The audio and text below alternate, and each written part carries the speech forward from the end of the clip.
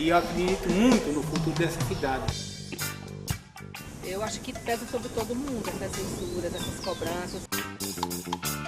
Que elite é essa que ama essa cidade? Eu inventei o Photoshop. Só no Crato mesmo, porque no Crato tudo acontece. Nessa visão estética é que o Cariri e o Crato vai sendo considerado um oásis no meio do sertão circundante. Crato, território livre, por ser um ambiente onde se respira liberdade. Não existe território livre, território nenhum é território livre. Teve um índice muito grande de suicídio na cidade, né, da nossa geração, que não seguraram a onda e de repente papocaram. É onde eu moro, Isso é a cara do povo do Crato, é ser cosmopolita. o Crato é onde eu moro. No primeiro lugar, não se pode pensar a história do Crato sem a presença da Igreja Católica do Crato. O Crato é onde eu moro, Nesse o Crato é momento, onde eu vivo. Aqui é não o vai meu ser amigo católica, perfeito pra ela vai ser a vida toda. é onde eu moro, Valeu. o Crato é onde eu vivo. Aqui é o meu abrigo. Falta esse empenho, acho que a Virgínia colocou, nosso, de política cultural mesmo, não digo política cultural só do Estado como Estado, mas política cultural dos grupos que fazem a cultura. Levando a natureza de... Fala muito do Crato, terra da cultura, sabe? E eu quero saber quem foi que inventou essa conversa do Crato, a terra da cultura. É o meu abrigo perfeito pra Crato, capital da cultura, não é só apelido, e sim de verdade. Aqui é o meu abrigo perfeito pra...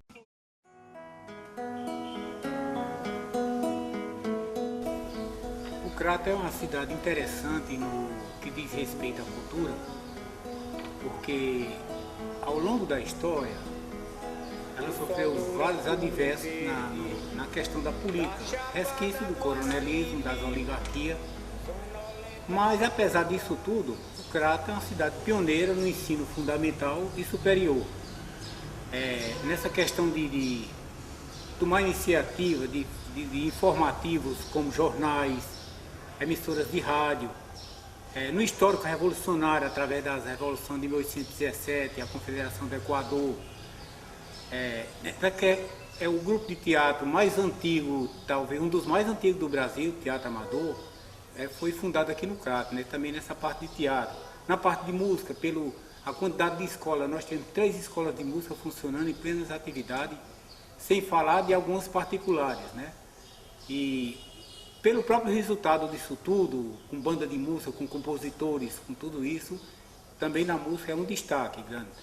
Na questão das artes plásticas, nós temos pessoas de renome, como Vicente Leite, o artista negro, que é uma grande expressão na escultura.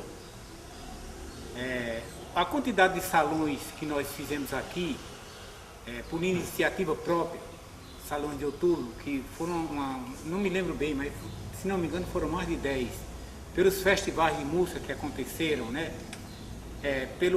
A iniciativa do Instituto Cultural do Cariri, onde tem um acervo histórico muito grande de escritores, de revistas, e, enfim, as pessoas que iniciaram o cinema aqui, como o Rosenberg Cariri, o Jefferson Albuquerque e tantos outros que foram destaque no cenário nacional, no cinema, e por mais outras coisas de iniciativa que no momento eu não me lembro, eu dei apenas alguns tópicos de algumas pessoas, mas que faz disso uma cidade com essa dinâmica, de estar sempre se manifestando culturalmente, apesar, como eu digo, dos adversos políticos, resquícios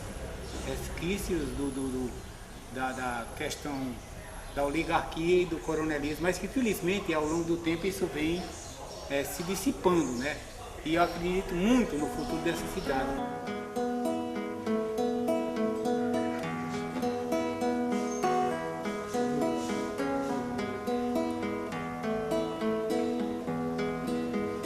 O sol doura o cume verde da chapada do Araripe, sonolenta a tarde cai, noite vem ninar o Cariri. Essa questão do tratamento dado aos artistas, a gente tem sofrido bastante, porque passou-se muito tempo onde em várias gestões da política, dos prefeitos, né, uma boa parte delas nem tinha Secretaria de Cultura, né, para agir. E quando tinha, ela servia mais como cabide de emprego, entendeu? E ficavam muitas pessoas que não tinham aquele compromisso com a cultura dentro dela, agindo dessa forma. De forma que ela passou muito tempo, isso fez com que nós artistas sofrêssemos muito, porque nós não tínhamos o espaço que necessitávamos para poder desenvolver e tínhamos que correr para outras praças, sempre naquela condição de correr por centros maiores para vir de lá para cá, sabe?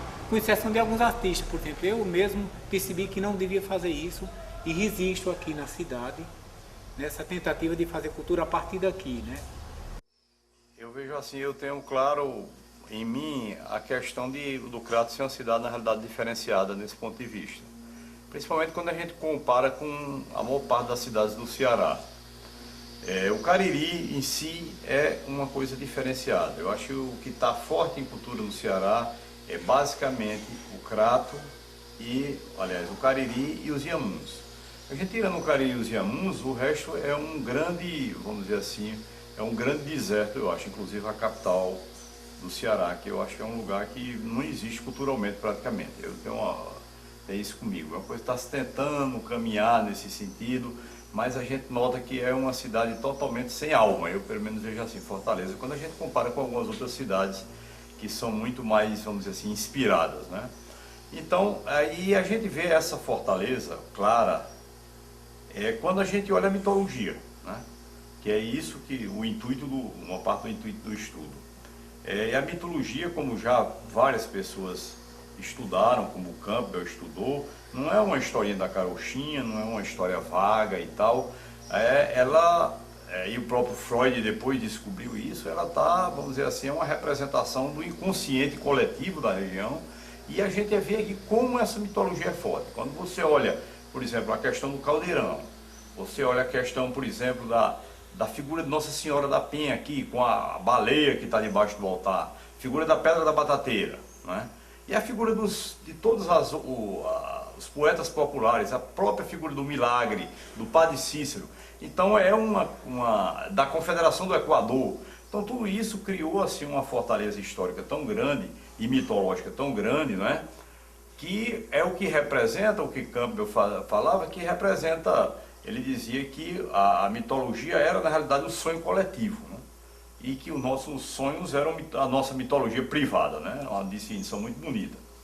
Então essa fortaleza da nossa mitologia é uma coisa clara, e isso não vem assim sem mais nem menos. Isso só aconteceu porque por trás disso tem toda vamos dizer assim, uma questão histórica envolvendo a cidade, né? E que fez com que essa mitologia aflorescesse tão forte aqui na nossa região. Então não tenho nenhuma dúvida quanto a essa questão, né? A gente pressente isso claramente no Cariri como um todo, né? Tanto na nossa cultura popular, que é uma das mais fortes do estado, se não a mais forte do estado, como a nossa cultura erudita também, que é uma cultura extremamente forte e que tem assim talvez tenha sido ela que nos levou mais a dar esse nome de Crato como capital da cultura, por conta dessa vamos dizer assim, da fortaleza, da força dessa nossa cultura popular, que envolve tantos grupos e tantas pessoas importantes. Sem dúvida que o Crato tem a fama e o título, né, concedido pelo próprio governo do estado, de ser a primeira capital da cultura do estado do Ceará.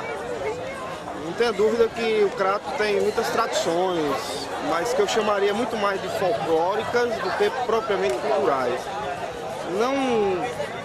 Não quero crer que o Crato seja mais hoje capital da cultura. O Crato já pode ter sido no passado capital da cultura, rincão de muitas tradições, de muita força, a força que vem dos índios, a força que vem dos brancos, que fez essa miscigenação, que é o que hoje se chama de cultura cratense.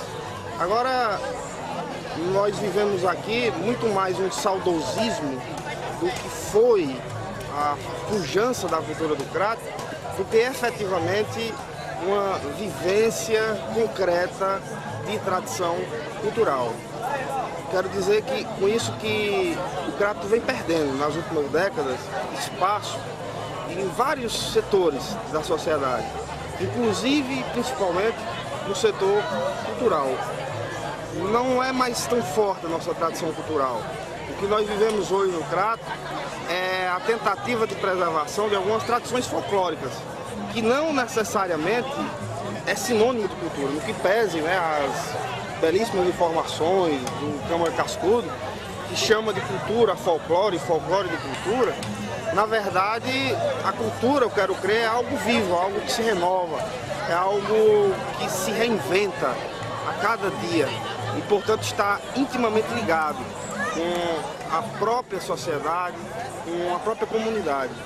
Isso que nós chamamos de tradição cultural do Crato, na verdade, é a realização, é fruto da realização de alguns vanguardistas, algumas pessoas que ainda tentam e, graças a Deus, conseguem preservar algumas tradições, como os irmãos Anicetos, como os nossos reisados, o mestre Ademir, por exemplo, as dançadeiras de coco lá da Batateira e tantas outras.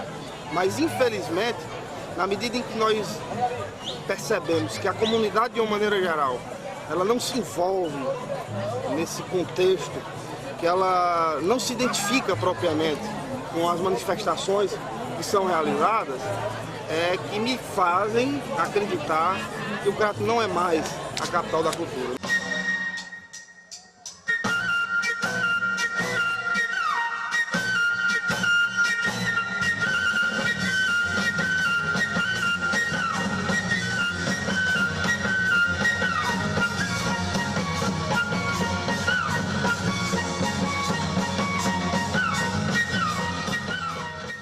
Fala muito do Crato, terra da cultura, sabe?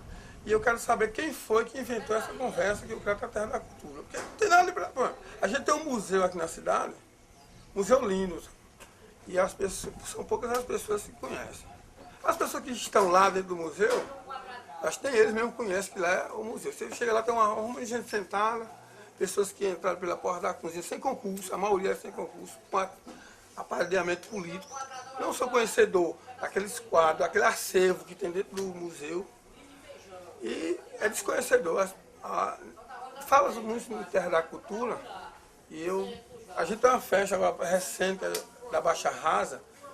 E o Crato tem esse negócio, um ditado popular que diz que no Crato, só no Crato mesmo, só acontece no Crato, em outra cidade não acontece. A gente tem uma festa da Baixa Rasa que é de 1887. Uma festa tradicional, né? De um vaqueiro que morreu de fome e sede aqui na Chapada. O poder público esse ano se ausentou, é desconhecedor. A Secretaria de Cultura ficou de nos dar um palco, não deu, sabe? O poder público é ausente, quer dizer, como é que se fala em cultura se não se preserva as coisas que a gente tem? Isso fica a mercê, sabe? A gente fica perguntando, como é que se dá o nome da terra da cultura? Capital da cultura. Capital da cultura. E a cultura está onde? Só nas pessoas. E por que não expandir ela? Porque a gente tem tudo aqui. Sabe? Então, turismo religioso. Você está falando em termos de políticas públicas, não é isso? O poder municipal, estadual. Está ausente ainda. Acha que está ausente? Está ausente, com certeza está ausente. Ele não podia até resgatar, tá entendendo? Mas até hoje eu acho que o poder público está ausente. Mas a cidade tem manifestações culturais muito importantes, não? A cidade, ela é linda. A cidade é muito bonita, essa cidade. Quem vem para essa cidade se apaixona por ela. Mas a gente podia ter essa cidade como ponto de referência, ponto turístico dessa cidade. Nós não temos turismo. O que é? Temos uma festa aqui no Crato, que é a exposição, que os artistas do Crato são exclusos. Tá? Vem as bandas de fora e os artistas do Crato não são conhecedores. E a cultura, onde é que está a cultura? Se as pessoas, quando vem o turista, que é o único mês turístico que a gente tem, é o mês de julho. Juazeiro tem, o ano tem 12 meses, Juazeiro tem 14 meses, porque lá tem o turismo religioso. Tem 2 meses que tem 2 turismos ao mesmo tempo. Enquanto no Crato, a gente só tem o mês de julho, que é o mês turístico, e quando termina esse mês de julho, ao invés do dinheiro ficar na cidade, ele parte. Quer dizer, a cidade fica sem dinheiro. Estranho isso? É estranho, porque os artistas os artistas do Crato não têm oportunidade. O pessoal que fazem a festa são todo pessoal de fora, porque o pessoal da cidade não tem vez. A principal função de um político é incentivar a vocação natural da cidade, claro. Então é como um filho. Então se a vocação da cidade sempre foi uma vocação cultural, a vocação do Crato, então se a gente não incentiva essa vocação, a cidade não tem como melhorar. Por exemplo, essa tentativa desesperada que alguns fazem de tentar trazer o turismo religioso para o Crato, eu acho uma coisa totalmente absurda. Nós não temos essa conotação, nunca tivemos essa conotação. A nossa conotação, toda a vida, a nossa vocação natural foi uma vocação cultural e isso é dito, inclusive, em todo o Estado. Farta de cultura, a minha cidade. Como é que é? Farta de... Existe 1000 facetas do Crato. Acho que nessa cidade, a cidade, né, de porte médio, hoje atualmente 100, 110 mil habitantes, uma cidade também histórica, né, no sentido, né, da temporalidade, né, da sua existência, da sua evolução histórica e cultural, a gente pode dizer que existe então vários grupos de interesse nessa cidade e cada grupo tem a sua visão e o seu projeto de Crato, né? Mas existe ao mesmo tempo também um Crato imaginário, né? Um Crato projetado, é um Crato que existe e que faz parte de uma inconsciência coletiva, que está presente em todos. Então, ao mesmo tempo que existe, né, esse Crato multifacetado, existe um Crato em comum. É justamente esse Crato em comum que eu gostaria de abordar. É um Crato que traz, né, muitas contradições, mas também nessas contradições elas se encontram, né? Eu acredito que a primeira coisa é o telurismo, né, um bairrismo salutar, um bairrismo sadio, que todo cratense, todos aqueles que, né, assumem o Crato, né, essa cratensidade, tem em si, né, a partir de quê? A partir de sua história, né? O Crato histórico é esse ponto de partida. O Crato, um campo de luta, né, onde a sua participação dos movimentos liberais no início do século XIX, talvez seja esse ponto inicial. O Crato libertário, o Crato liberal, né, o Crato progressista, o Crato vanguardista, o Crato insubmisso. Né? Bárbara de Alencar seria então essa figura, né, que vai moldar, né, em todos nós esse sentimento de cratensidade. Seria essa a primeira visão, né? E ao longo do tempo, então, o Crato se mostrou uma cidade viável de 1000 possibilidades, de 1000 experiências. Acredito assim nesse Crato imaginário que tudo é possível acontecer. É um verdadeiro país da cocanha, né? Onde a gente se farta com a nossa vegetação, com a nossa natureza, com a nossa cultura, com as nossas contradições. São alimentos, né, para nos manter vivos e respirando, intervindo no dia a dia. Então temos a questão do Padre Cícero, né, que permeia toda essa visão desse Crato imaginário. Temos a construção da identidade, da representação do Crato como capital da cultura, não da cultura popular, mas da cultura erudita mesmo, ou seja, é o Crato enquanto centro educacional, com o Seminário São José, com os colégios, né, com a Faculdade de Filosofia, atualmente com a Universidade Regional do Cariri. Então esse Crato é o que nós chamamos de Crato capital da cultura. Como é que é? Farta de cultura, a minha cidade.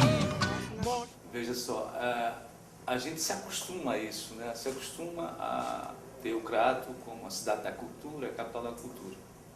Mas eu, como artista, meu universo, assim, ele é impermanente, né? Então, fases que a gente viveu nos anos 70, 80, até se confirmavam isso. A gente até achava que era possível que o Crato fosse essa cidade capital da cultura. A gente atravessou esse período da ditadura, que eu acho que o Crato também sofreu muito com isso, né? Com a repressão, e a gente ficou meio tímido, né? Eu acho que o Crato começou, que eu acho que tem as pessoas, que o Crato são as pessoas, né? A gente tem que ver isso. Então, as pessoas aqui, né, que têm esse potencial artístico e que desenvolvem a arte como forma de expressão, né, nos vários campos da música, do teatro, do cinema, das artes plásticas, elas têm, eu acho, dentro delas eu acho um pouco de anarquismo, né? E que não combina muito, né, com a permanência, com as coisas que se plasmam e se engessam. E ultimamente, né, eu tenho percebido que a cidade, o Crato, como cidade, né, tem administrado alguns ícones, né, e tem cultuado alguns ícones que levam para isso, para esse engessamento da cultura. Eu particularmente, eu acho que anarquista, sou hedonista também, porque as coisas têm que dar prazer para fazer, e ao mesmo tempo, e nesse formato, nessa história, nesse ser artista, não entra essa coisa da permanência, de ser, de engessar, de cultuar aquilo como uma coisa que tem que vingar, né? Então, ultimamente, a gente atravessa um processo, na cidade atravessa um processo meio estranho. E a gente, por exemplo, não tem cinema aqui, não tem teatro aqui, né? Não tem uma galeria de arte. E se não fosse alguns SESC, SESI, não sei o quê, que montassem equipamentos para exercício da arte, a gente não teria, só teria as praças para fazer isso. Só que, nos anos 70 e 80, se fazia isso muito bem nas praças. E na praça era o nosso grande palco. Hoje, não, de uma certa forma, não se faz mais isso, né? Então, o que eu estou tentando dizer é que as coisas dos tempos que eram os anos 70, 80 para cá, se transformaram muito. E hoje eu ando na cidade, quando eu ando na cidade, eu percebo muito mais, assim, uma possibilidade de cultuar, por exemplo, a Grandene, cultuar a diocese, cultuar a universidade, né, que são os três grandes tripés aqui que sustentam a cidade, do que propriamente valorizar o que se faz de produção artística, né, o que se produz em termos de arte. Não é a rádio que toca nossa música, nenhuma rádio toca. Sabe? Essa mesma atitude do rádio, esse desrespeito que tem com a gente, né? Outro jornal tem esse mesmo desrespeito, a população tem esse desrespeito, sabe? E você fica brigando, pensando o que é isso. Não, eles querem aparecer. Não é uma produção que leva a musicalidade, no caso da música, da nossa região, da nossa cidade, para outros lugares. Aí fica esperando que a gente faça sucesso, para depois dizer, aquele é filho do Crato, olha só, ele nasceu no Crato, olha, não sei quem. Se você for ator, você tem que fazer apresentar numa novela da Globo, se for músico, tem que apresentar no Faustão, para poder ser filho do Crato. A gente é filho, e a musicalidade, quer queiram ou não, a nossa é essa. Então, por que não tocam isso? Por que a gente não tem onde representar, né? Então, essa coisa da cidade da cultura é uma tenda muito grande, quer dizer, é uma briga muito grande entre a gente e a própria cidade, né? Que a gente tem que desvendar esse mistério, né? A gente se acostumou a isso, mas será que ainda é capital da cultura? Né? Eu acho que particularmente, eu acho que não é capital. Em algum momento mas ela está, em algum momento, sendo capital da cultura.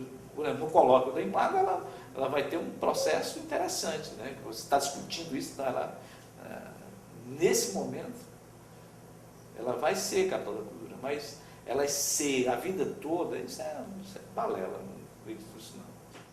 O Crato é sim a capital da cultura, ele está nesse posto porque a cidade do Crato, a princesa do Cariri, a joia do Cariri, se trata é um verdadeiro tratado sociológico em relação à cultura, à tradição, a gostos, a princípios. Então aqui, quem vem de longe ou quem vem de perto se apaixona, seja pela lenda da água, seja pela ciranda, seja pelo reisado de Mestre Aldenir, como por exemplo, seja pelos museus que agora vão sim ser revitalizados, seja por um espaço interessante como esse e outros mais que tem aí, e pelas pessoas, porque a cultura está inerente aqui dentro das pessoas. Então é interessante para nós sermos cratenses. A gente diz eu sou cratense com orgulho.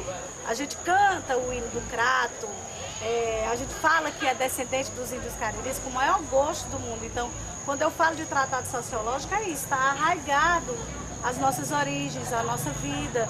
Quando a gente nasce, na tua identidade tem crato? Tem, a gente se sente cratense, a gente tem orgulho disso. E é isso, sou cratense com orgulho, sou jornalista, gosto de falar sobre o Crato, sobre a história do Crato. Aqui nós temos pessoas incríveis, pessoas inteligentes, pessoas cultas, grandes literatos, a gente tem grandes fotógrafos, a gente tem gente que escreve pra caramba. O Crato já foi um grande espelho para a região do Cariri, já foi um grande espelho para o Ceará como um todo. Então já teve uma grande renda per capita, já foi um destaque na região, já foi um destaque no estado do Ceará. Então acredito que as grandes famílias, as grandes potenciais, tiveram um grande potencial aquisitivo e puderam construir o seu patrimônio.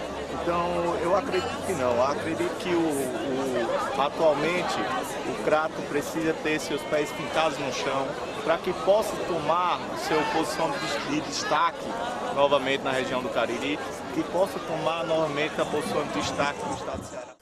Olha, eu acho que foi um privilégio muito grande assim viver no Crato, né? Ter esse convívio com o Crato. E eu acho que o que me marcou muito a minha história do meu convívio com o Crato foi as feiras livres do Crato, as famosas feiras livres dos anos 60, né? A gente tinha uma verdadeira ebulição cultural nas ruas do Crato, com rabequeiros, violeiros, cegos cantadores, a zona rural toda presente dentro da cidade, a produção agrícola, a alegria dos artesãos, Dona Cissa do Barro Cru, enfim. Eu acho que isso me deu assim uma força muito grande na composição do João do Crato artista, né? Há um crato pulsante em cada canto, há um canto fervente em cada crato, há o crato passado do retrato, há o crato presente do espanto, há o crato profano e o crato santo, há um crato de mel do rio salgado, há o crato matuto e o letrado, tem o crato burguês do caviar, tem o crato do angu e do preá, que só canta martelo agalopado. Tem até outro crato português, não bastasse este crato tão diverso, descoberto na nau de tantos versos, de dois bardos com espírito genovês. Joseni e Adalberto, com vocês, fizeram um barquinho de papel que singrou pelos mares do cordel, foi juntar Cariri e Alentejo, dois irmãos apartados num só beijo, tal se o mar refletisse a luz do céu. Realmente esse título, né, essa referência como celeiro da genuína cultura popular, eu acho que muito nos honra enquanto artistas, e eu concordo plenamente. E eu acho que a gente tenta analisar o porquê, e eu acredito que é nato, é uma vocação, porque o artista, principalmente o Cariri como todo é um celeiro, mas o do Crato, ele consegue ser diferente, ser identificado. Quem lê um cordel do cordelista do Crato, percebe a arte do artista do Crato é feita com muito amor, com muita dedicação, com muita naturalidade. Então eu acho que o grande diferencial é esse. E como é uma vocação da cidade, porque isso brota, não sei como, talvez não tem nem como explicar, é uma magia que a cidade tem, assim como dizem que quem bebe da água daqui ou volta ou fica sempre lembrando, tem vontade de voltar. Eu acho que é essa energia boa que tem aqui no Sopé da Serra.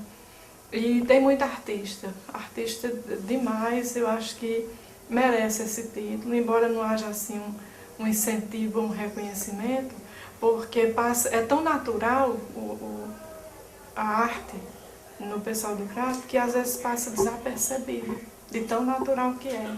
Quer dizer, às vezes eu comparo assim, no espelho, você para se ver por inteiro e ver se está bem alguma parte de você, você tem que se afastar um pouco para ver.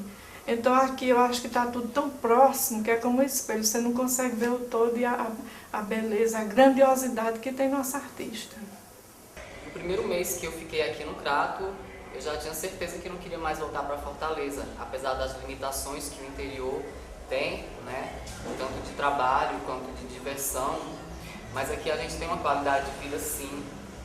Eu conheci pessoas maravilhosas, fiz amizades em pouco tempo. Parece até que assim, aquelas pessoas que a gente está conhecendo há uma semana, você já conhece há 5, 6, 7, 10 anos, né? Tem essa coisa muito intensa aqui no Crato. E movimentos culturais também, como artista. Eu percebi que eu tinha acesso aqui a coisas que em Fortaleza eu não tinha, talvez pelo fato da cidade ser grande e no meu bairro eu não haver determinados movimentos, então eu não via banda de música na praça, eu não via coroação da Santa, como tem aqui na Praça da Sé todo ano, coisas que quem já mora aqui acha comum, às vezes acha até banal, mas eu achei, assim, a primeira vez que eu presenciei, achei tão lindo aquela coisa da família vir com os filhos de 5, 6, 10 anos juntos para a praça para ver uma coisa, ou uma banda de música, ou um evento religioso, ou comer uma pipoca, comer um algodão doce, coisas que lá eu não presenciava. Então comecei a me apaixonar, vim para cá. Eu criei amor pela arte, né? Pelo bonito, porque tudo que tem de arte traz a beleza, né? E o Crato merece ter pessoas que trabalhem, que mostrem suas artes, seus trabalhos. Não só como eu em fotografia, mas em muitas coisas, em pinturas, em parte de todo tipo de arte, né? Esculturas e tudo mais. Então eu me dediquei à fotografia desde criança, né? E como meu pai me levava muito para cinema, eu me inspirei muito nas artistas. Foi o que me levou a fazer muita fotografia fantasiada como as artistas. Porque isso aí foi o que impressionou muito no Sul, né?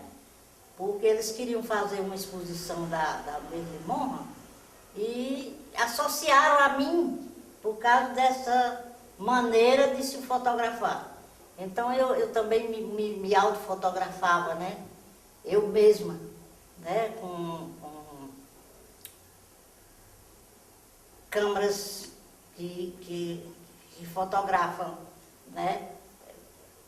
Sem precisar a gente ir lá na máquina, e fiz fotografias imitando as artistas, essa coisa toda, e foi feita essa exposição no Sul, né?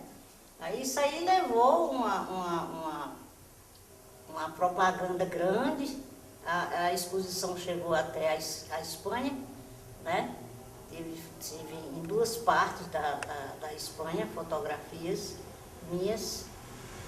Passou 3 meses em Barcelona e Valença, né? E em São Paulo eu tive na Pinacoteca e na estação, né? De Pinheiros, que é o Museu da Estação, né?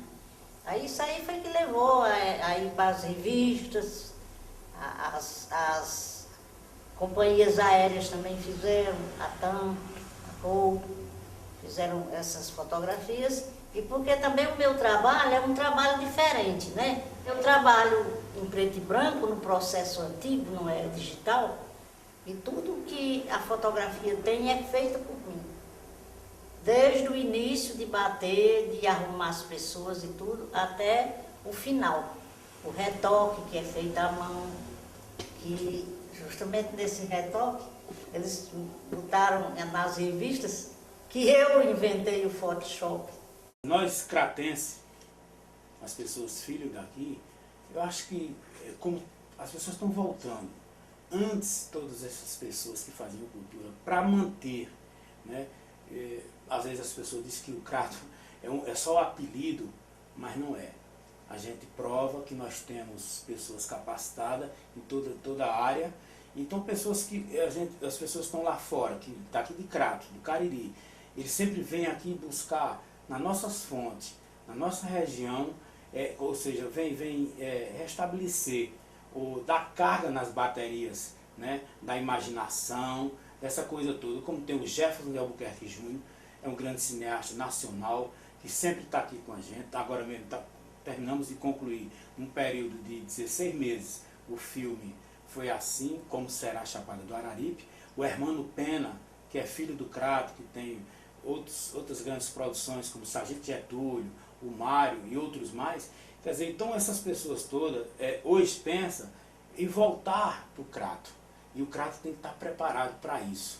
E essas pessoas todas que têm uma condição, ou seja, os empresários, né, os políticos, o poder público, dá a oportunidade, né, de financiar esses trabalhos. Porque é muito difícil você fazer uma produção, como foi feita das 7 Almas de Santa Vaqueira, e não é uma produção tão grande, mas se for fazer uma produção bem maior, quer dizer, precisa de recurso, né? Não é só apoio logístico. Eu tive muita sorte, né, nas 7 Almas de Santa Vaqueira, e estar ao meu lado como parceria a Universidade Regional do Cariri, e daí a pouco está chegando outros amigos que precisam fazer outras produções e que agora as pessoas começam a acreditar mais. E acreditando, nós vamos fincar mais uma vez que Crato, capital da cultura, não é só apelido, e sim é de verdade.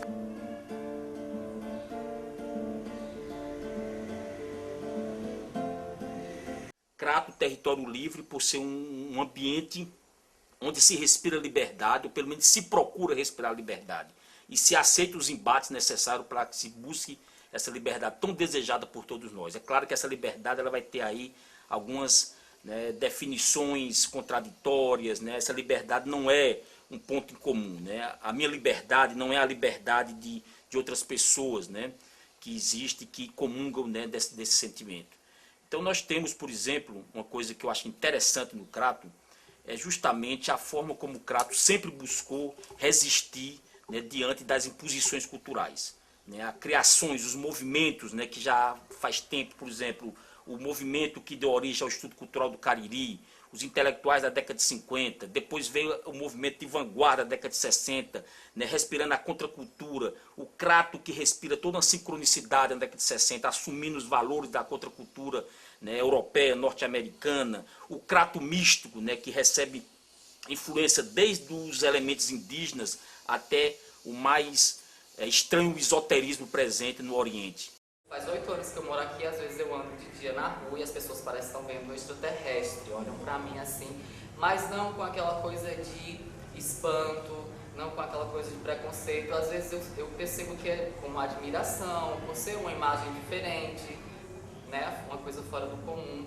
E eu percebo que as pessoas realmente têm mais respeito aqui pela minha pessoa. Eu não sei quanto aos outros, mas pelo menos eu sinto quanto a minha pessoa. Eu sou recebido em muitos lugares com muito carinho. As pessoas param na rua, conversam, tem gente que eu nem sei quem é, também por conta do meu trabalho, né? Eu acho que isso conta muito. Mas, de um modo geral, eu percebo que essa questão do preconceito e da violência aqui é bem menor. Por isso, eu pensei, né, durante o mestrado, essa geração da década de 70, né, que foi uma geração particularmente interessante, porque eles são totalmente seduzidos por discursos que tratam, né, de um movimento de contracultura, que é um movimento mundial, Crato como território livre, e isso é obviamente mais uma articulação, né, de um discurso sobre a cidade, né, no sentido de que não existe território livre, território nenhum é território livre, né. A questão de gênero me interessa justamente porque eu acho que é um desafio para quem pensa, né, teoricamente, as cidades, fugir do discurso institucional, ou tentar pelo menos driblar por segundos o discurso institucional. E aí eu acho que o corpo e as relações de gênero, eles nos ajudam, né? Obviamente que, como ensinou, o corpo vai ser sempre um corpo disciplinado, né? No entanto, o corpo, ao mesmo tempo, ele ancora, né, tantas disciplinas diferentes, né? Nós somos pequenos Frankensteins, né? Uns mais que outros, né? E aí eles ancoram várias disciplinas, né? E o interessante é a gente observar quantas disciplinas, quantos discursos disciplinares estão ancorados no corpo, né? Isso é uma das questões que me interessa estudar quando eu penso em corpo e gênero. E uma outra questão também é porque o gênero é um princípio de formação da diferença, né? Obviamente só existe sociedade humana quando existe, né? Ou quando existe um discurso sobre a diferença, né? Então o humano se pauta, né? na produção de um discurso sobre a diferença, aquilo que é branco, aquilo que é preto, aquilo que é masculino, aquilo que é feminino, aquilo que é velho, aquilo que é novo, né? Toda a articulação do humano se dá por isso. Então o discurso de gênero a articulação do discurso de gênero é uma das possibilidades mais visíveis disso, né? A articulação de gênero enquanto produção de diferença e, obviamente, essa produção enquanto produção de hierarquia, né? E como essa hierarquia consegue instituir um discurso, né, sobre o local, né, sobre uma identidade. Dizem também que é um território livre, né, que é um local. Nós percebemos aqui como as mulheres são tratadas, né? Durante muito tempo, o Conselho de Defesa dos Direitos da Mulher e os movimentos sociais se organizaram para lutar contra a violência doméstica que existe aqui no Crato, que é um negócio absurdo.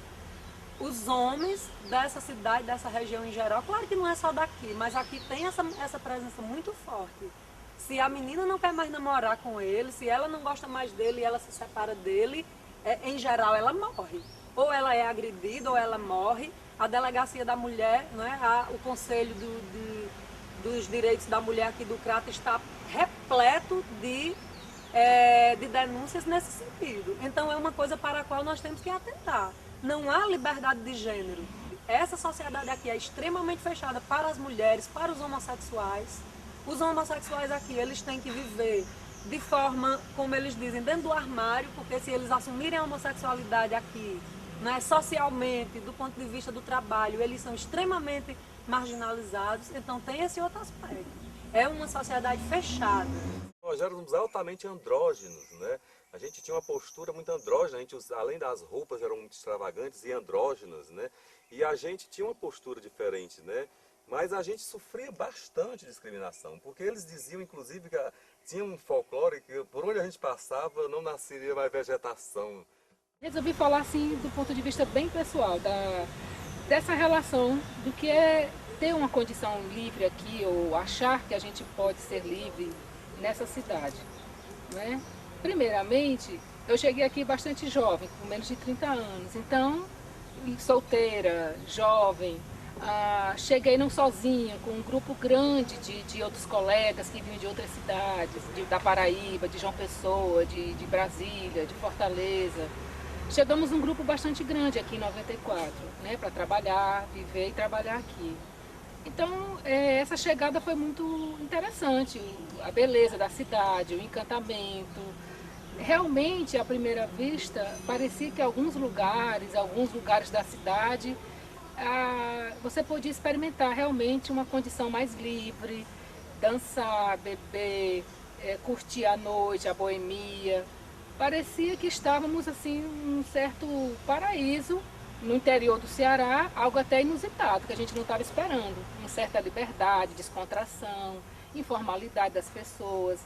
Lugares que até liberal demais, até mesmo para a minha experiência em Fortaleza, né, já que eu saí de lá com 28 anos e convivia na universidade, estudante, tudo isso mais. Até lugares que eu considerava mais livre, mais aberto, que as pessoas se soltavam mais, até muito mais do que o que eu mesmo já tinha vivido em outros lugares, né? Com esse mesmo tipo de pessoas, estudantes, intelectuais, etc. Bares como o Rosto, como o Chá de Flor, né? Certos lugares que a gente podia ir, tomar banhos, curtir a natureza. Parecia que tudo ia bem, quer dizer, que a gente podia se soltar, podia usufruir dessa liberdade com quem já estava aqui, com as pessoas que chegavam, né? Mas gradativamente a gente começou a perceber que apareciam muitas cobranças, comentários maldosos, maliciosos de determinadas encontros, às vezes noitadas boas que se tinha em algum lugar, que se curtia, que se dançava, que se bebia, né? E isso começou a incomodar bastante, eu diria, né? Começou a incomodar bastante as pessoas, a mim principalmente, assim, coisas que pareciam normal, natural, que era o que todo mundo estava fazendo, a gente achava que não estava fazendo nada diferente do que as pessoas aqui também gostavam de fazer. E isso sempre foi muito evidente no Crato. Se você tinha era de uma família tradicional da cidade, você até podia fazer aquilo, porque aí você ia chocar, a família ia ficar... Mas era filho de fulano, era descendente de fulano. Mas se você não tinha essa herança... Então, se não tinha o pedigree... Se não tinha o pedigree, né? Era então discriminado você era mesmo. discriminado, você era exorcizado mesmo, assim, você era jogado às traças, né? João, então assim, você e toda uma geração como Blandino, Carlos Salatiel, Carlos Rafael... Foi uma geração que foi um movimento de contracultura muito forte na cidade e que fez a imagem dessa cidade ser uma cidade da cultura, né? Também. O Crato já carregava essa imagem, essa tradição, né, de grandes escritores, de grandes vultos da história, Bárbara de Alencar, todo aquele contexto, mas muito tinha aquela pompa de tradicionalismo e de aquela coisa de coronelística, né, que sempre teve. Quando a gente começou com esse movimento de vanguarda no Crato, que começou com o movimento de juventude e tal, e que a gente começou a fazer os movimentos, tinha os Amigos do Parque, que faziam o Salão de Outubro, tinha os grupos de jovens na periferia, que já faziam movimentos e fazíamos shows e eventos e tal, já com propostas bastante de vanguarda. Isso era muito criticado, né, na cidade. As pessoas ficavam horrorizadas com aquela postura mais irreverente dos artistas da cidade. E isso deu um certo glamour também à cidade, porque aí começaram a aparecer pessoas inusitadas na cidade. A cidade, você chegava na Praça da Sé, você encontrava barracas de hippies, não hippies, que hoje, como é visto o movimento hippie, que está em decadência, né? As pessoas já não têm mais essa coisa do hippismo. Mas nos anos 70, que era tudo proveniente de Woodstock, né, daquele grande movimento artístico que aconteceu nos Estados Unidos, aquela revolução artística, então aquelas pessoas começaram a migrar, a viajar pelo mundo inteiro, e o Crato era a rota certa dessas pessoas. Então por aqui passavam músicos, atores, né, grupos de teatro, né, mambembes, de circo. Então era uma efervescência cultural naquela Praça da Sé, você via toda uma manifestação de todos os sentidos, de todas as religiões e credos, né? E a irreverência, a cidade não tinha um policiamento, né? Então foi aquele apogeu também da maconha, que a cidade foi conhecida, ficou muito famosa, porque se fumava livremente nas ruas do Crato, você ia fazer a feira e enchia seu cachimbinho de marihuana e saia baforando pelas ruas da cidade livremente. Quer dizer, tudo isso foi uma coisa muito legal para a cidade, né, que eu acho que contou um ponto muito positivo, que quebrou, porque aí os filhinhos dos riquinhos começaram a entrar nesse embalo, né, e a partir daí começou a haver uma série de coisas muito incríveis na cidade. Né? Houve uma mudança de comportamento, de, né? valores, de ideias, né, João? E enquanto acontecia isso, também acontecia uma piração dos mais velhos em relação a esses descendentes que estavam entrando nessa, né? E houve muita repressão, houve muito adolescente e jovem contemporâneo da gente que pirou pela pressão da família. Teve um índice muito grande de suicídio na cidade, né, da nossa geração, que não seguraram a onda e de repente papocaram. Eu sinto assim, né? Parece haver uma cobrança bem maior, ou pesa sobre nós uma censura bem maior. Não que não pese sobre, acho que as pessoas que moram aqui. Eu acho que pesa sobre todo mundo essas censuras, essas cobranças. Você pode ser o que você quiser, mas não em qualquer lugar, não em toda hora. Talvez nos lugares certos, nos eventos certos, na hora certa. Mas não sempre, nem ser livre toda hora, nem ser livre simplesmente, apenas aparentar. Aí eu criei uma associação junto com o Zé Nilson Figueiredo, na Socorro Correia, a Associação dos Moradores do Sítio Rosto. Baseado em cima da associação, eu criei o Bar Rosto. Tudo que acontecia no Sítio Rosto, o pessoal associava ao Bar Rosto. Se alguém fumasse uma maconhazinha no Sítio Rosto, era no Bar Rosto. Se uma mulher tinha um filho, era no Bar Rosto. Se um cara levasse uma facada no Sítio Rosto, era no Bar Rosto. Por que esse estigma? Porque eu resgatei o nome do sítio, porque antes o nome do sítio era Sítio Cascata. Sítio Não, o pessoal conhecia como Cascata.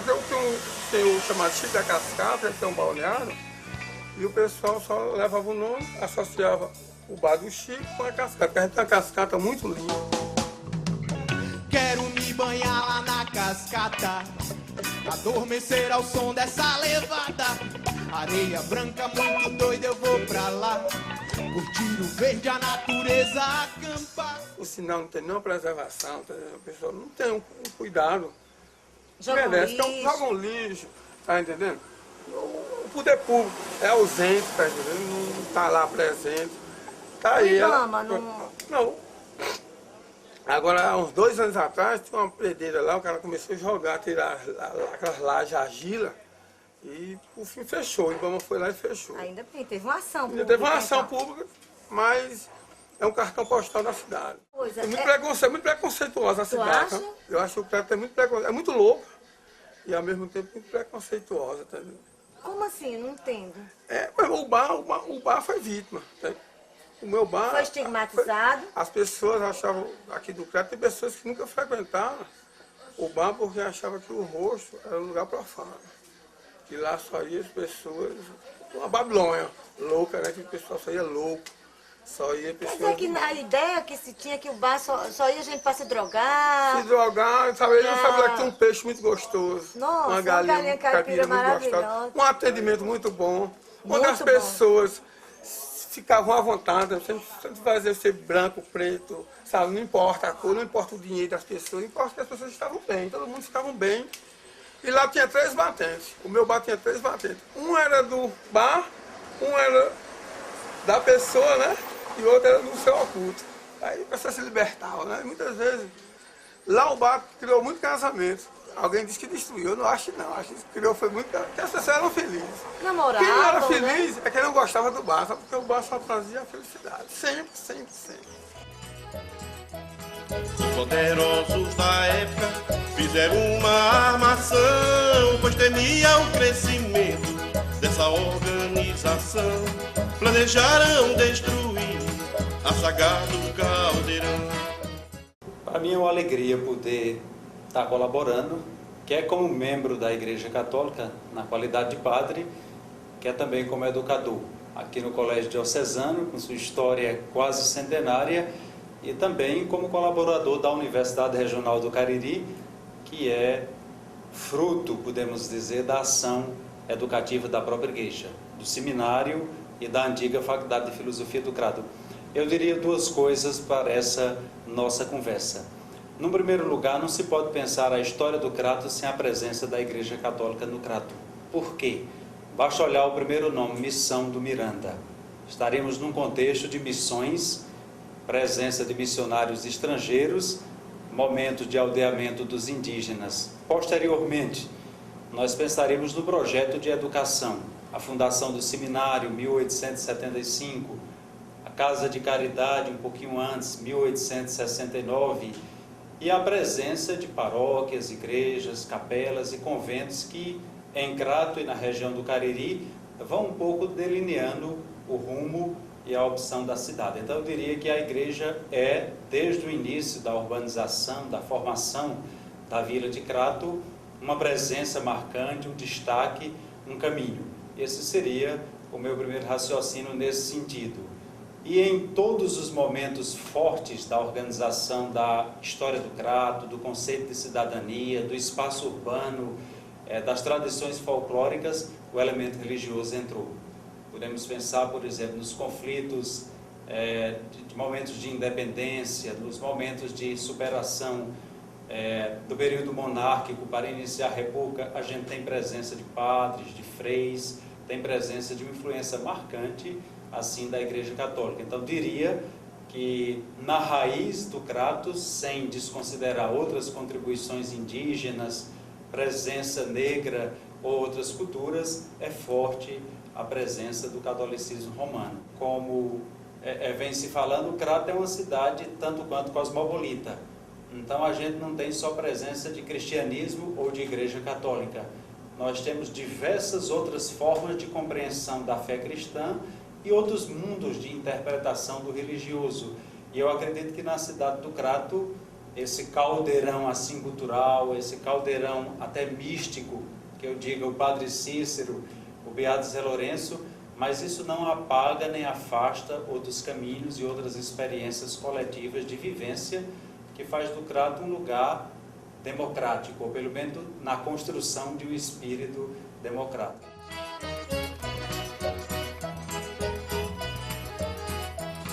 Um dia ressurgirá um mundo sem opressão, pois a semente ficou do nosso caldeirão. Matarão muitos. O lado do Crato que as pessoas falam que esse lado da cidade antiga, velha e conservadora, de coronéis, de grandes latifundiários, repressores, e também é um ponto muito forte nisso e traduz essa bipolaridade que a cidade tem, né?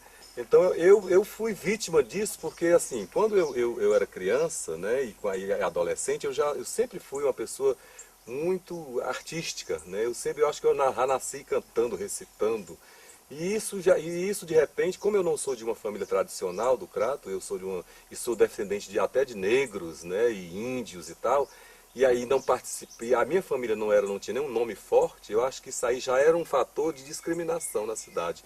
Eu lembro que quando meu pai tentou associar a gente no Crato Tênis Clube, né, para ver se a gente podia ter acesso a tomar um banho de piscina, a gente não foi aceito porque meu pai era preto. Existe essa coisa das famílias tradicionais, né? O Crato ele ainda respira, acho que é uma coisa meio ofegante, meio decadente, mas eles ainda têm essa ideia de que as famílias tradicionais você tira pela própria compostura política da cidade, né? A formação política. Ainda hoje tem pessoas aqui da política do Crato, figuras de famílias tradicionais, que ocupam cargos na prefeitura, obrigatoriamente recebem salários por mês, sem nem andar na prefeitura, porque é uma obrigação, porque são de famílias tradicionais.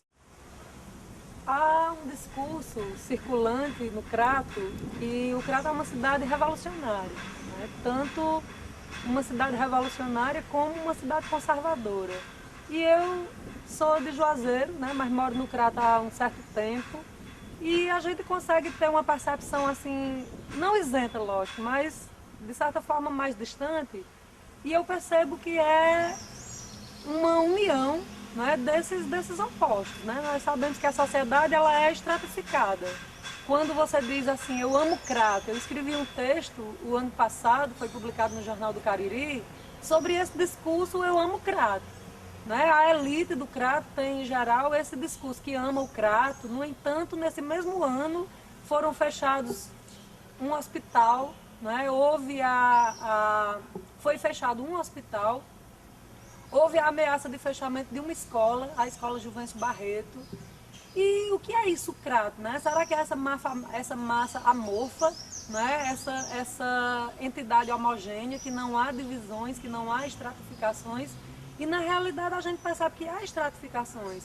Essa mesma elite que diz que ama o Crato, ela permite que hospitais sejam fechados, que escolas sejam fechadas, que as fontes, né, que é a força do Cariri, é justamente as águas da Chapada. O usufruto da água a gente sabe que é um bem público, mas essas fontes elas são associadas à posse da terra. Então que elite é essa que ama essa cidade? Uma elite que faz esse discurso que ama o Crato, mas na verdade faz do Crato um condomínio de luxo. O Crato é a fonte da banateira. E essa fonte tem os donos da água. São os ricaços, as pessoas que, os grandes latifundiários, eles detêm ainda hoje, adquirido por lei, tá vendo? Na época, um juiz, inclusive agora aconteceu vários seminários a respeito dessa... A lei da telha? É da telha, a lei da telha. Esteticamente, o Cariri, o Crato, né, se torna assim um oásis, como foi a pergunta da professora, no meio desse sertão circundante, né? Porque o Cariri ele vai nascer a partir da Chapada do Araripe. E a Chapada do Araripe ele vem romper, né? Vem rompendo com toda essa estrutura do sertão, toda essa dimensão da estrutura sertaneja, né? A gente vai ter em volta da Chapada do Araripe, a gente vai ter o sertão pernambucano, Paraíba, né? A gente vai ter o sertão central, o Cariri em si, né? O Crato com Barbalha e boa parte ali de Missão Velha, eles vai ter 83% das fontes que jorram na Chapada e o restante ficando, acho que 12, 14, por volta dessa porcentagem no Pernambuco e só 7%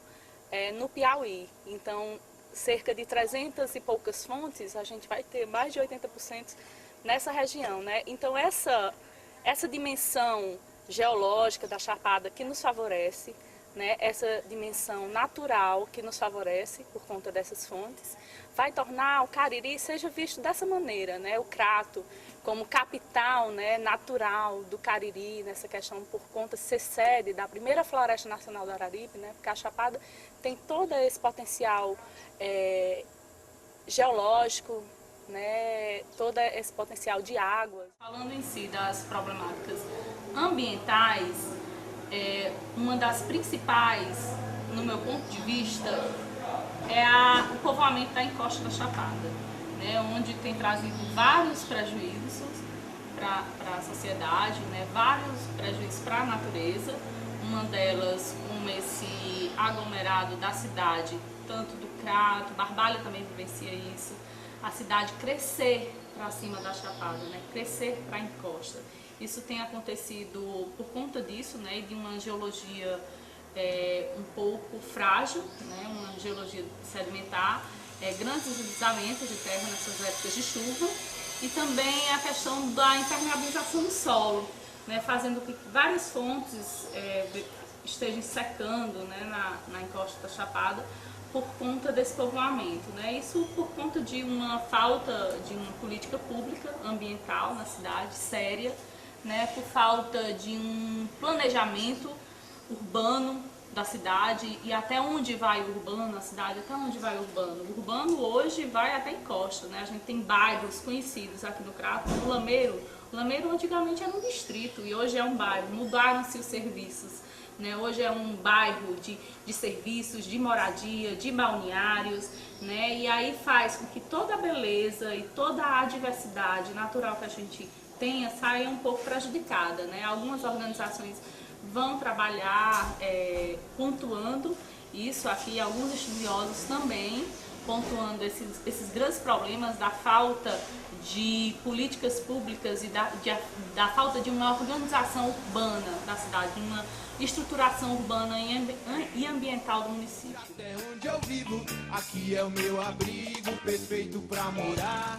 O Crato é onde eu moro, o Crato é onde eu vivo. A primeira vez que eu vim ao Crato, isso já fazem 4 anos, eu estou aqui desde 2005, foi esse carisma das pessoas que tem aqui, essa forma de acolher as pessoas. Eu me senti muito bem acolhida aqui no Crato, é um lugar que oferece cultura, esporte, educação, turismo, e isso me chamou muita atenção aqui no Crato. E foi de imediato, a minha primeira visita aqui à região do Cariri, eu já me senti à vontade e decidida de que viria morar na região. E a gente está se sobressaindo, gente que vem do Rio, gente que vem fazer documentários de fora, que vem aqui no café, tomar um cafezinho e comer uma tapioca, como é costume da região, e vê e se encontra e tem um papo desde gente que chegou de Nova York, até gente que vai querer morar em Londres ou quer fazer um mestrado na Espanha, por que não? Isso é a cara do povo do Crato, é ser cosmopolita. Eu amei Crato desde o primeiro momento que coloquei meu pé. Me senti à vontade nas ruas, com as pessoas, e logo decidi de vir morar aqui. Estava já pensando, né, de me mudar da Fortaleza, e Crato foi uma decisão imediata, né? E encontrei muitos amigos logo e pessoas carinhosas, hospitaleiras. Estou bem até hoje, não me arrependi, né? Faz quase 2 anos que estou aqui. Implantei esse projeto, que é um projeto de uma vida, assim, de arte, de envolvimento com o restauro, que é o meu trabalho, e então com os artistas, né? Porque uma restauradora principalmente tem que conhecer os artistas e a arte que elas fazem para poder restaurar. E isto é um projeto que colabora com os artistas para eles conseguirem produzir mais e mais à vontade, né? ainda está no começo, né? Ainda estamos tentando colocar os artistas à vontade e utilizar esse espaço para eles trabalharem aqui, para o público sempre participar do tipo de trabalho que eles fazem e verem que eles são trabalhadores muito atentos, muito pesquisadores, muito talentosos. Aqui encontrei o maior número de talentos que já eu encontrei em toda a minha vida. O Crato, por ter sido por ser um município que ele já tem história, ele foi palco de revoluções, ele também, aqui onde nós estamos agora, era a aldeia dos índios cariris, então a gente tem toda uma história que permeia esse universo da questão da magia que envolve o Crato. Ele já é privilegiado por ficar situado ao sopé da Chapada do Araripe e, como eu falei, existe a questão de uma magia que paira todo esse universo. Então aqui no Crato, por que as pessoas dizem no Crato acontece? Porque acontecem coisas realmente que são coisas inusitadas, engraçadas e criativas, né? Eu costumo dizer que as pessoas do Crato são inventivas. Elas vivem, digamos que a gente tem um olhar além de outras pessoas, ou seja, a gente aqui é desprovido de certos preconceitos, de certos tabus e vive intensamente. Pronto, naquele momento a gente vive, independente do que vai acontecer depois, de coisas engraçadas, né? Então me refiro a coisas que acontecem e que essa expressão só no Crato mesmo, ela faz jus a alguns acontecimentos que acontecem aqui, né, na nossa cidade. Um fato para justificar que no Crato tudo acontece, eu vou contar um fato interessante que aconteceu aqui na nossa cidade há pouco tempo. Estávamos amigos nossos, alguns amigos, e na madrugada estavam na balada e resolveram ir para o balneário da Nascente para tomar um vinho, ouvir uma boa música. E a única intenção era essa. Segundo eles, quando estavam lá ouvindo Madonna, tudo dançando, chegou o Cotan, né, e rodeou de todos os lados. E foi aquele frenesi. Então deita no chão, levanta a mão e procurou o que tinha, não tinha nada. Até que foram revistar nos carros o que era que tinha, né? Então chegaram a perguntar se tinha pó, o que era que tinha. Então um dos amigos, né, dos nossos amigos, tirou uma caixa de pó com o pacto da Avon e disse: aqui, eu tenho um pó Avon. Quer dizer, tudo isso, quer dizer, o que aconteceu? Os policiais, eles se riram da situação e o que fizeram? Pediram para ele descerem, porque era um lugar perigoso, que já estava tarde. Quer dizer, a própria polícia se surpreendeu com a criatividade desse rapaz puxar um pó, uma caixa de pó compacto. Então são esses fatos que faz o Crato ser só no Crato mesmo, porque no Crato tudo acontece, né? Tudo é capaz de acontecer. É isso aí, eu sou apaixonada pelo Crato, né?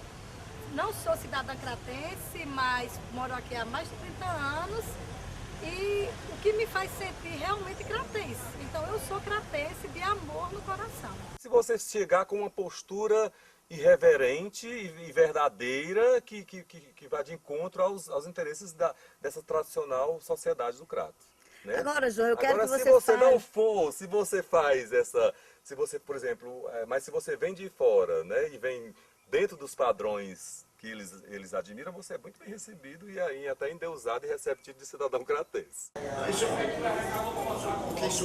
Eu não sei de onde surgiu essa piada. Dizem que foi a Loité. Só no Crato. Só no Crato mesmo. O que quer dizer? Tudo que é bom, cara, só no Crato. Tudo que é bom, só no Crato mesmo. Eu não sei de quem surgiu essa piada. Lili, quantos anos esse seu restaurante existe? Fez 50 anos, 51 anos esse ano. 51. E nunca fecha essas portas? Nunca fechou, desde que abriu. Desde que abriu, 24 51, abri 51 e fechei mais. Eu gosto mais do Crato em se tratando da cultura, uma coisa mais... Pronto, a Mostra Sesc foi uma coisa que se expandiu e de certa forma foi mais interessante aqui no Crato. Eu gostei mais daqui do Crato, teve a Mostra Sesc de Cultura, então eu gostei mais de lá, mas Isso não me afeta, essa rixa que diz que existe entre Crato e Juazeiro. Eu consigo vir pro Crato, morar em Juazeiro e conciliar as duas coisas sem me agredir em nada e sem afetar em nada em mim. Gosto dos dois. As pessoas gostam de dizer que é daqui. As pessoas têm um orgulho de dizer que é daqui. Eu estudei um tempo em Fortaleza e as pessoas da capital falam muito assim, do interior. Ah, de onde você é? E pergunta às pessoas que moram no interior do Ceará e pergunta de onde você é. E as pessoas dizem, eu sou do interior. Mas impossível alguém do Cariri, alguém do Crato dizer eu sou do interior. Não, diz eu sou do Cariri, se não for do Crato. Se for do Crato, diz eu sou do Crato. Eu vou pro Crato, vou matar minha saudade, ver minha morena, reviver nossa amizade. Eu vou pro Crato, tomar banho da nascente, na subida do lameiro tomo uns tragos de aguardente. Eu vou pro Crato comer arroz com piqui, feijão com rapadura, farinha.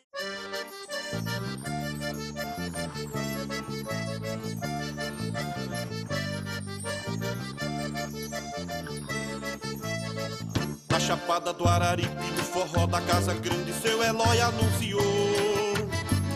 Poetas se reuniram e começava a alegria com Zé Gato embolador. Com Zé Gato embolador, com Zé Gato embolador. De repente o Cariri, flor do piqui. De repente o Cariri, flor do piqui. Meu Cariri, flor do piqui. Meu Cariri, flor do piqui. No recanto da ladada a poesia lhe brotava como quem vinha do chão. Num repente de primeira, Patativa e Zé Limeira arrepiava o coração. Arrepiava o coração, arrepiava o coração. De repente o Cariri, flor do